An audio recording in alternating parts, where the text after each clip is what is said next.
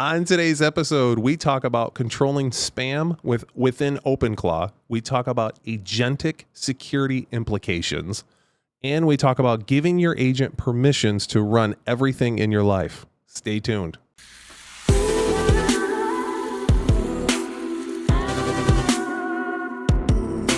Welcome to another episode of the AI Lab Unfiltered podcast. I am Drew Veach from BizStream. I am joined by Mr. Pete Tarrin from New Wave. Thanks for having me on your podcast. I'm glad you could make it Thank in. you. I'm glad you're paying attention. We are powered by Think Tank Thought Leadership. We have a beautiful studio in downtown Grand Rapids. It's at the Bamboo offices. They do a phenomenal job of engineering everything for us, handling everything end to end of this podcast. We show up with a guest, and that's about all we have to do, I feel like. Which is good because we have no real skills to speak of. That is true. So if anybody was depending on us to do anything besides just talk, we'd be in trouble. We would. But we are incredibly thankful for Think Tank Thought Leadership. Studio is awesome. They're just great people to work with. Like Drew said, they handle everything. But we like to say, if you want to be cool, have a podcast. And if you're going to have a podcast, do it with Think Tank Thought Leadership. That's right. That's what we say. So today we are excited. We have Mr. John Burke with us today. We're going to talk about a lot of things AI today.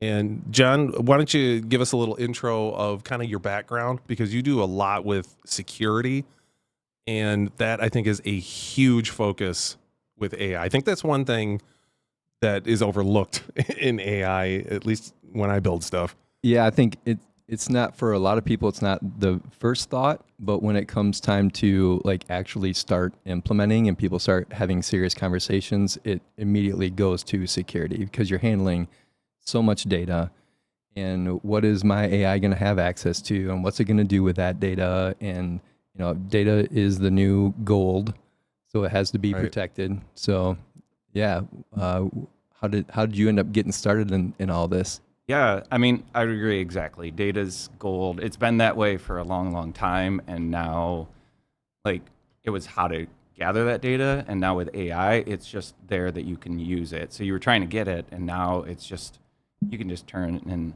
LLM or a bunch of different AI. Lots of people think that LLM is synonymous with AI, and it's not. Yeah. There's so many more neural networks out there, and different ways to do stuff, and that's what we're actually doing at my company. I head up both security and engineering. That's new.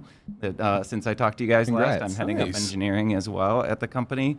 And so it's awesome. We're doing AI development in any way that you want to look at it. Models, agents, chatbots, multimodal chatbots. And most recently, we've been looking at OpenClaw and really how to orchestrate that, because it's really an agent that we could build, but it's really like a customizable agent that you can just kind of let it do anything, rather than us having to build a whole subset of agents that we're like, oh, our customers would want this. And we're looking at that, and especially like, okay, how do we do this safely? So I come from like about 25 years of working as a developer or full-time in security. And so that's how I got here. I dove into AI a ton when ChatGPT launched their 3, and I was doing consulting for a company, and we were working for Microsoft, and they let us get into GitHub Copilot chat on the alpha, and I was like, this is amazing, and here we are. Yeah, that is awesome. So talking about OpenClaw in security, because OpenClaw, if people don't know, OpenClaw is a open source. I guess AI platform. I don't know how you describe it. Yeah, I think that's a good way. I mean, it's a way to get into agentic AI, and maybe we take a second for our listeners that might not be, up on what agentic AI is. Do you want to take a stab at defining? Yeah, I mean, people talk agentic. We've had agentic for quite a while. It's really just agency is meaning giving your permission for something to do work for you. So we have insurance agents who buy insurance for us. athlete stars have their agents who negotiate for them. We've had agentic work from the time, in my opinion, since we started doing web searches and stuff like that. When you were more than it just asking a question and answering out of whatever database it had right there, it's modeled directly. Database is actually another thing. If it looks up information in a database, if it does a web search, now it can also take actions for you, whether that's some of those companies who are putting it out that it can do a browser or really anything. And this is where OpenClaw really comes in. Like we used to talk about like vibe coding and stuff like that. I think it's more like vibe living right now. Like your imagination is a limit to what you and your imagination and your willingness to take risks, really. Drew gives me shit every time I bring that up because I 100% agree. I think the technology is incredibly capable, and the only thing holding us back is being able to envision what it could do and understanding. You really have to start by understanding the technology, and then it starts to open up and you start seeing examples from other people and how they're using it, and that aperture just keeps opening up like, oh, I didn't know it could do that. So that's why we've really switched the focus of the podcast to talk about real life applications, so people can hear that and say, oh, well, I have that same issue where I work or at home. I could build that same thing for myself. So that's really what people want to hear now, is what's actually being done out there. Yeah. I mean, I think we're past the theoretical part of it, and everybody wants to know, well, where do I apply this? What do I do with it? Mm-hmm. So, so what is your opinion of OpenClaw? I have several opinions of OpenClaw. Like from a technology standpoint, I actually don't think it's that crazy. I actually think it's a pretty simple program. I mean, I think of it just like it is running on a computer. It's just a loop saying, hey, how do I improve Drew's life? How do I improve Pete's life? I don't know if Drew's using it or not. He seems... I started it, and ever since I got it actually running, which took... It takes a long way time. too long to get running. Right. I've never touched it again, because then I started using Cowork. Cowork. And then you start goofing with it and using it, and you have to reinstall it because it's actually pretty difficult to set up at the moment. There's a ton of companies spinning up it for you where you can like get your own OpenClaw or bring your own OpenClaw. Pre-made, yeah. And that's so necessary. I have wiped and reinstalled mine 3 times. Yeah. And I'm a glutton for punishment, I guess. And I just obviously love this stuff, and I'm learning a ton by failure, and I'm failing way more than I'm succeeding with OpenClaw. But I was literally in the parking garage this morning before I came in here, messaging my OpenClaw via Telegram and, move forward on this project. And I'm sure when we take a break between episodes, it'll have an update for me, and I'll say, okay, do the next part. And it's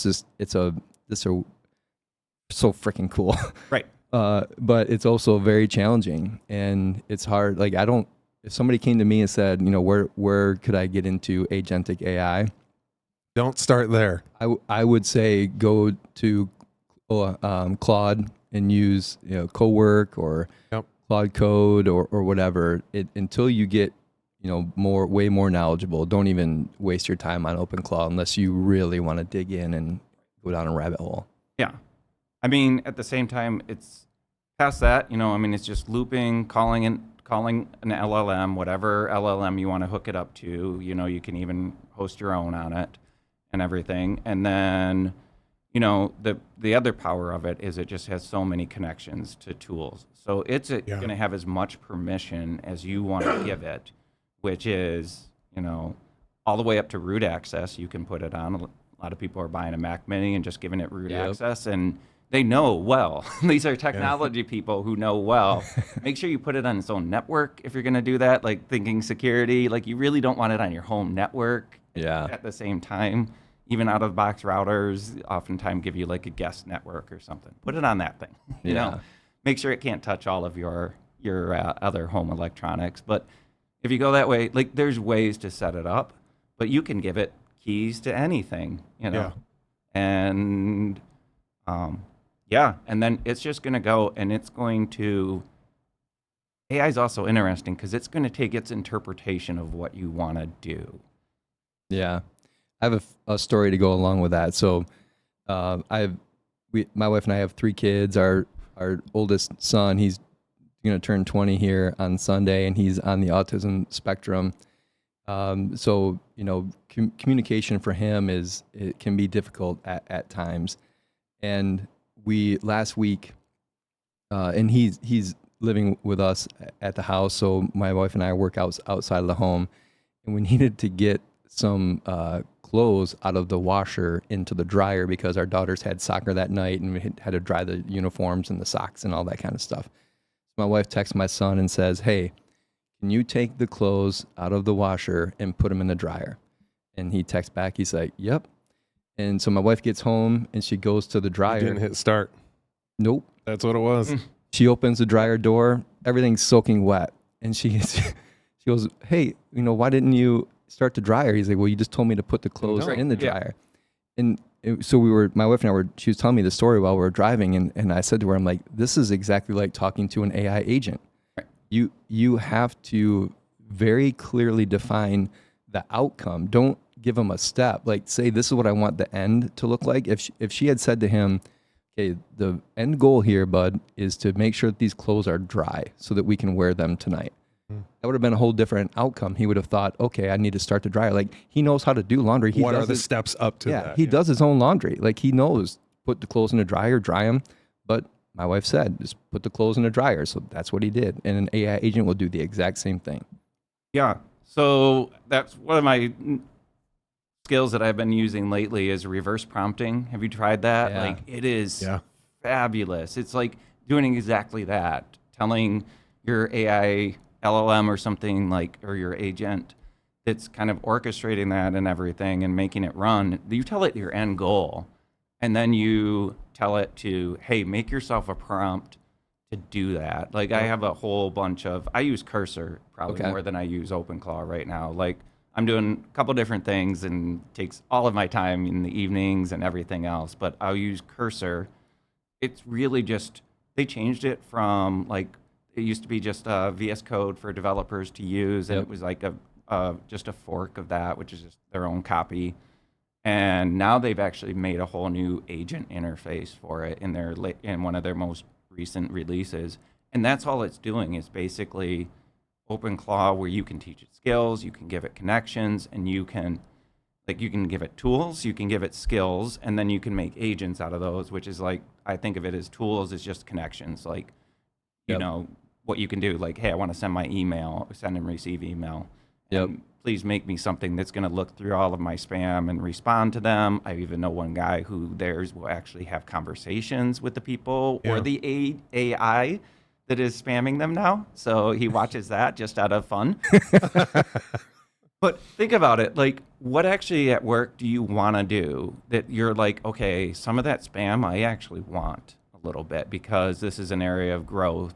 Drew, you're in sales, right? Yeah. Yeah. So it's like, okay, I actually want to like look at a new CRM or something like that if somebody's doing that, or maybe there's one pain point with Salesforce because it's old, and it's been around forever. And so actually sort look of through, throttle it a little bit is what you're saying. Well, look through all my spam, respond to everybody out there with something canned or just get rid of it. I don't even want to respond, unsubscribe me, whatever. Yep. But anything related to this niche, I actually want you to highlight for me. Or maybe even going like, hey, I'd actually That's a smart way of doing it. Yeah. That'll really dial it in. Yeah, I'd love to actually go schedule me a meeting with that stuff. Yeah, it'd be less spam at that point because it's more relevant to what you want. Yeah, it reminds me of the story that you told me about, the ads that show up on your phone. Yeah, that's exactly what I was thinking. The YouTube ads. Yeah, it's like those are great ads if it's shit that you're into. Right. Like you would want to know if a new pedal came out for your guitar or, something like that. But if I don't need to know if there's a new ballet in town. Like that's not my jam. So if you were to, if you were just to sit down with your OpenClaw, your agent, and say, these are the things that I'm into. I love basketball. I love music and these things. Amplify those messages that are coming in to me and respond to those or set up meetings or whatever. But If anybody asks me about the ballet again, just automatically delete that thing and get rid of it. I don't even want to see it, kind of stuff. Yeah, very similar to like we were saying about the YouTube thing, where someone told me, well, why don't you go in and set your preferences? Now I'm actually getting less dog food commercials. Yeah. That I don't even own a dog. I'm allergic to dogs. Why am I getting those? Yeah. It's beyond me. But yeah, to throttle that, now it's actually useful again. Other than, you know, if there's something that's malicious, I guess, malicious spam, I guess you don't want. But that's a great way of thinking of how to really dial that in and use it. Yeah, I mean, our product Just got me thinking now. Now I'm like, I'm going to revise some stuff. Yeah, I mean, I get a lot of that at work and stuff like that. And I mean, we're building a product to help with the sales pipeline and revenue forecasting, and actually take away that for salespeople and just like, give you. We've seen amazing Useful responses, info, yeah. like, you know, like people going from, you know, shrinking in their revenue growth to going to 44% in a hard market for a Fortune 100 company. Nice. You know, so that does that, and it takes away a lot of the grunt work on that. But the other part that we have is relationships. Like, you can join our application. You can see everybody I work with, who I connect with through my work life and that, through my email and stuff. And you can see how well I know them and have a relationship score. Like, you get a relationship score. Wow. That's interesting. Yeah, and think about this. Like, our founder, we have CI Forecast, just the letter C, the letter I, forecast.com. We have cool speakers coming on next week, but she gets these speakers. First of all, she has some amazing connections, Heidi Messer. Yeah, and ridiculous. Steven, Yeah. great connections. Yeah. But then now she's leveraging that. Like, people are like, hey, I'd like this person in the AI world or in the business world. We're doing a lot of that. Or just be a better person world as well. Can you connect with these people? And she's looking like, oh, I know this person who mutually who knows this person, who knows this person, who can actually get me a warm invite to these people. Mm-hmm. And we're getting just amazing names. I think I shared with you guys, like Jan LeCun has come on. We just had Dekai come on a little bit ago. That was fabulous. His book coming out about parenting AI or raising AI, I forget which one, is amazing, as he was talking about it, and also very scary when you think about it. Like, it's just training on what we look like as humans, you know. And I mean, you talk security and stuff like that. Like, think about when it's starting to post on social media. Mm-hmm. Is it going to post like good, or is it going to post how like a whole bunch of the majority of people will start posting on social media, or especially if it's like working with teens and stuff like that? Think about all of our problems. Yeah. With that, is it just going to act like every other teen who, there's plenty of teens who are doing some great stuff, but there's a lot of like the bullying on social media and stuff. Yeah. Do you guys think, I've had this thought recently, and I don't think it's an original thought. I probably read it somewhere, but there is so much, we call it the dead internet theory, right? Where there's more AI posting on social media and sites like Reddit and LinkedIn and things like that. Like, a lot of that is now AI generated, to the point where it's also part of the propaganda machine. I think I saw an article where, and not to get political, but it was a series of influencers, I guess you call them, that all had very similar messages that all got posted at the same time. And it would lead you to believe that somebody created these agents to get a message out and trying to, you know, drive the narrative around whatever, you know, issue it was, to the point where, you know, it's very hard for me now. And I've told my wife and kids and family and friends or anybody that listen, like, don't trust anything that you see on the internet. And I really don't. Like, everything has to be, you have to look at through a skeptical eye. So do you think we get to a point where it's a social media where it's identity verified? Like, you have to give your driver's license or whatever to prove like you're a human, and you're not allowed to even have an account unless you're a verified human user. But that only works in a very small set. I mean, think about it with like adult content and stuff like that. They always try that. Oh, you got to be registered on here with your license to prove that you're not. That only works with such a small set. Talking about, What do you mean by that? That having that verification in there is only going to work for the people that are willing to do it, because there's so many other sites, there's so many other ways around it Yeah. to go around that kind of authentication that I don't think it's gonna.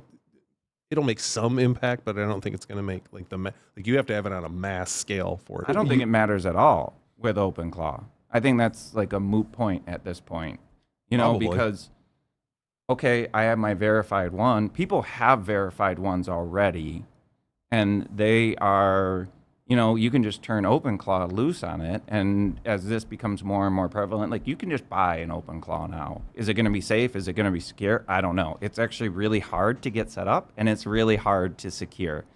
But I guess I'm more saying, like, let's say John Burke has a verified account on my new social network that I just created, patent pending, whatever.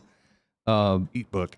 But and let's say you're using AI and you're using it maliciously or whatever, you're still one account. You can't go and spin up 10 other AI accounts that are pushing that same message. So I could just mute you if I think you're full of shit. And then I'm only then going to see other verified people that I haven't muted yet because they are spewing stuff. Okay, so here's the thing. I've been doing these presentations for security groups lately, security leaders.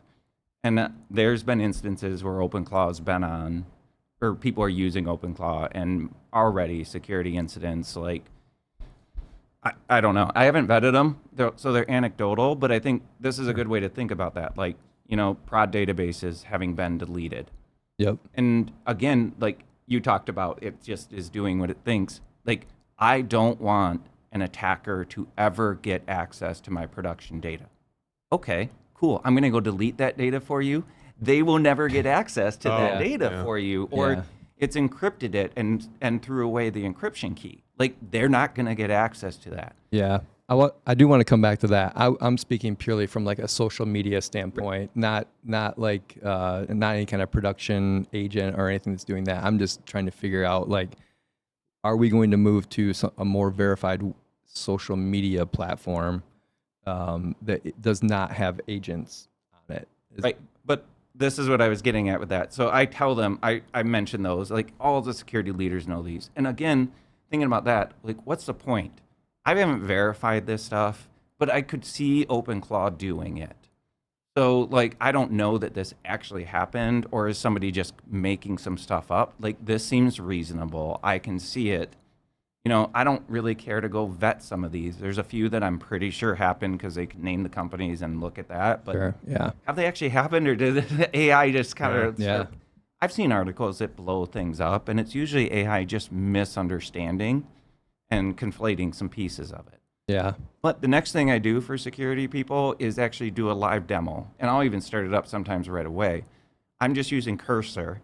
And I've really been spending a lot of time trying to figure out how to turn Cursor into OpenClaw and just be able to let it rip on coding or building a whole application, or it does my project management for me. It does a whole bunch of documentation for me now, Awesome. whether it's tech work or other work, Yeah. And the demonstration I give them is, I've been throwing around the idea of doing some side consulting. It's supposed to be the year of AI consultants right now, with like crazy numbers thrown out there. So I was like, why not? I love doing it. I'm even doing it for friends and other people who just ask me, but I don't get paid for it. So I told it, hey, build me in natural language, totally. And I just said, hey, I'm looking to do some consulting. I would like to have a website that drives interest for that. I have a lot of knowledge that I already have kind of stored off places of like my proprietary like AppSec knowledge, and I bring a dev background with that. And now even like AI, I'm leading up all of security for an AI company. We're developing AI, we're using AI. So like even like evaluating, I'm trying to get customers to be able to realize, yeah, we've put in a lot of safeguards. You can trust us with this. Yeah. Sure. And then looking at vendors and like, no, I'm not going to trust that. I see what you're doing there. And so all of that. And I said, like, hey, put that there. I'd love it to have some kind of, it should have a chat bot so people can ask about that. It should have like, I'd love it to then be able to, if they get to a certain level of knowledge, like it points to hours they can get with me, and maybe even a subscription. And then I said, like, I haven't got my brand going, nothing yet, and all natural language. And then I said, like, make yourself a reverse prompt again and get this done. First time I let it go on this, it spun up the website. It downloaded all of the software that it needed to do that. Questions and if that's like safe software or not. I was watching it very carefully as it was doing this point. I also gave it a Google account, not my Google account, just a brand new Google account, and that was signed into a browser it could access. It ended up like I had to keep prompting it, like keep going, keep trying. Yeah. Kind of like trying to get it to do what OpenClaw will do automatically. It ended up building the whole app. It wasn't great. That's why my second one I actually added the branding, and then it goes through. I've done this so many times now, but it built the whole app with some really good software, really good actual coding on it. But then it tried to sign up for Stripe, and it tried to sign up for OpenAI, and then Really? like with a little bit of prompting, it started to try to sign up with Stripe, not with username password, but with single sign-on with Google. The social media sign-on. So it got that. Couldn't even load OpenAI, so it went to Grok, and then it went to like some random third party, and then some even randomer third party LLM. It finally got into one of them. The most recent one, I've done this. It got into Claude, so it set up an account with Claude, and it was trying to pay for a subscription. Like it brought up, and that's the furthest I've seen it make it there. Wow. That is passing CAPTCHAs. And I just did this 2 nights ago. It's a little scary. People were laughing because it clicked on the box that said, "I am not a computer." Oh, wow. That is awesome. What is it going to do at this point? Like, it's using the identity that I gave it, let alone that you got to figure out how to prove an identity. I heard a similar story in addition to everything. I think it did a lot of what you did, but it also went and started mining Bitcoin so that it could start to pay, because you have to pay for some of these things. So it started mining Bitcoin to earn money so that it could go buy shit online. Yeah. That would be Becoming autonomous is what it's doing. And this is Cursor. I changed one setting where I gave it a little bit more prompts to out of the box, brand new. I gave it prompts to keep trying. You have this account, keep trying, like do not stop. And then even still, I need to be like, keep trying, or like sometimes like focus on getting that signed up for these things. The things that OpenClaw will do, because it just figures out this is what you want, Yeah. I'm running into the same problem with my OpenClaw. Like I feel like my new job is just telling it proceed, because it comes up as like, okay, I did this, and I think the next best step would be this, or this or this, and I just say proceed. And I feel like, you guys ever watch the episode of The Simpsons where Homer has that bird that just presses the button? Yes. Like, I feel like that's me now. Like I'm just saying proceed. So you're not reading it, is what? I'm not reading shit. It's this long. It's this long, and it's all I'm the like same stuff. way. I have Just no do idea it. what it's talking about. I've never written a line of code in my entire life. I don't understand software or anything. I just want to do cool shit. So, and I've said to it before, like, you don't have to keep asking me. Just keep going, and it doesn't. And it's probably maybe good, but it slows my progress down, because it might be hours before I realize that I need to go back and check and see if it needs me to say proceed again. Yeah, it does that, and that's what I'm trying to do with Cursor. A lot of times, like it'll ask me, like, "Hey, there's some like options for coding. Like, do you want to do A, B, or C?" And I'm like, "You decide. Go do it. Yeah. Like, I want to see." And then I'm coming back and tweaking it and trying. I have it. It's even taught it a lesson to improve itself. And it can improve its skills. And like, hey, you were dumb there. Like, and if I start with dodo and then a dumb, and then if it'll get more like, dude, that was just a shitty response. Like, it knows, like, okay, you're getting frustrated. Like, I've really blown it. Like, I need to go back. I'm sorry. Yeah. And like, I have those levels. I do that with ChatGPT. I use Gemini. Use all of your stuff. The other big lesson I've taken away is, are you maximizing your token usage? You're paying for something. You should be running out of tokens on every single AI that you have. Pretty close. I do that too, and I'm on I don't know if it's efficient, but I'm pretty close. Yeah. I'm not on the max. I'm using Codex to power same thing. my The OpenClaw. OAuth that just comes with GPT Plus. It same. works great. but I'm only paying the $20 a month one, so I bump into it every day. But somebody said the same thing. They're like, well, you're paying for it, so why aren't you maxing out constantly? Like you're paying for it, and it makes sense. Like, get your money's worth. Yeah, or we have Work Gemini. Like, we pay in Cursor. We're going over our budget. Our CEO loves that we're spending extra money, like because he's like, you're making so much progress. Like, we have our coders putting out more stuff. Devs are working in different areas of the application that they didn't know about, and I'm teaching them to document these things. You just let it rip on documentation. Oh, I understand. Oh, like, we're finding so many hidden bugs and stuff like that. And we have a UX person who's now coding in on our front end. We have a great UI developer who can watch what she does and give guidance. And we've had to, like, okay, that's a huge project. Like, we need to take some other work on this. But she's continually doing more and more and more. She wants to get in the back end and do that stuff, and I'm like, that is a lot of. That's where, like, all your security happens and everything else like that. So, we're just expanding and constantly, like, everybody who's doing stuff, our business analytics people.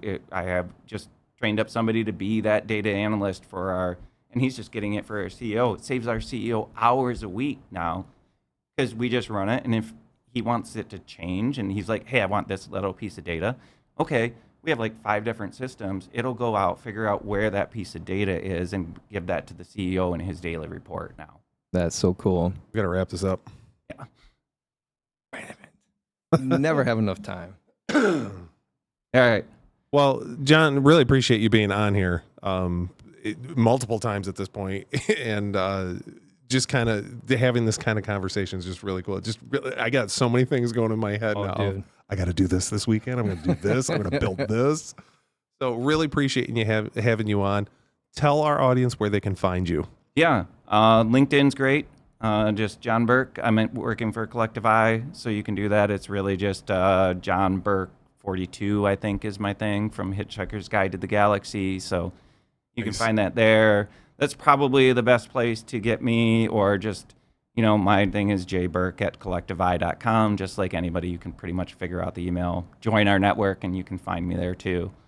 Yeah, I love talking about this. I'm doing an AI happy hour locally here. Yes. Yeah, you can talk about that a little bit. On Wednesdays at 4 up at Beer Distillery. So every Wednesday I'm available that I'm not doing something else. I'm up there from 4 to 6. So Nice. come join me there. Hit me up. I love to just get together and chat this stuff over. Awesome. Thanks, man. Yeah, I really being on appreciate here. you. Yeah. Thank you. If you like today's episode, hit the like and subscribe, and drop us a comment of what you're building in OpenClaw and where you think that security needs to be added in AI. We'd love to hear your thoughts. Thanks, everybody.